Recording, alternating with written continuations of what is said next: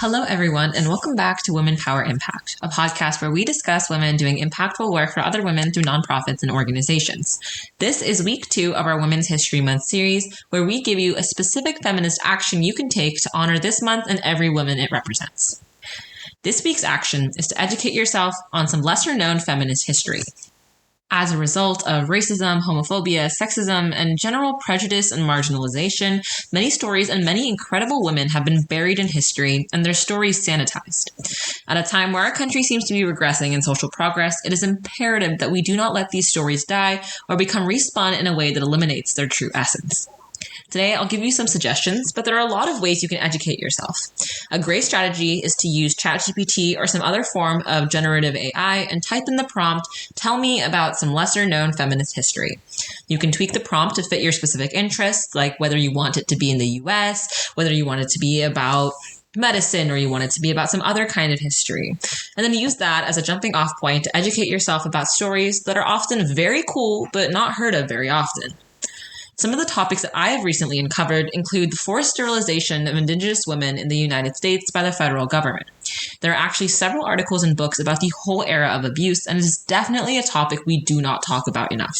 If you are interested in the reproductive freedom and rights movement from a perspective that is not heard often, you should look into this. And Indigenous women were not the only ones targeted for sterilization. Latina and Black communities were impacted as well. And there are several resources and research papers on this, so I highly recommend that you dig a little bit deeper.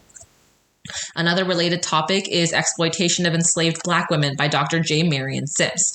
He is often called the father of gynecology, but many people are not aware that he performed his research and experiments on enslaved women without anesthesia. A lot of feminist history that is not talked about enough is often not talked about because it's dark and because it's actually terrible.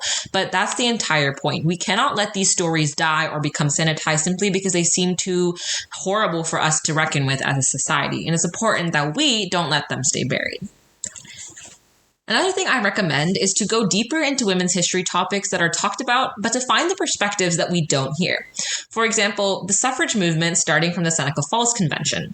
We hear about Elizabeth Cady Stanton and Susan B. Anthony and praise them, but we often fail to recognize the contributions of Black and Indigenous women in this movement. They were largely left out of the mainstream movement led by white women, but that does not at all lessen their contributions that enabled women to get suffrage within the United States. The point I'm trying to make is to study feminist history and to study intersectional feminist history. You have to look at all kinds of identities that cross and what it means to be a woman in the United States and in the world. Make some time to dig deeper into existing narratives and unearth ones that are buried. You may find something very cool, and you will most likely make connections that explain society today. And that wraps up our episode for today. Thank you so much for tuning in, and we hope to see you back soon for the next episode of Women Power Impact.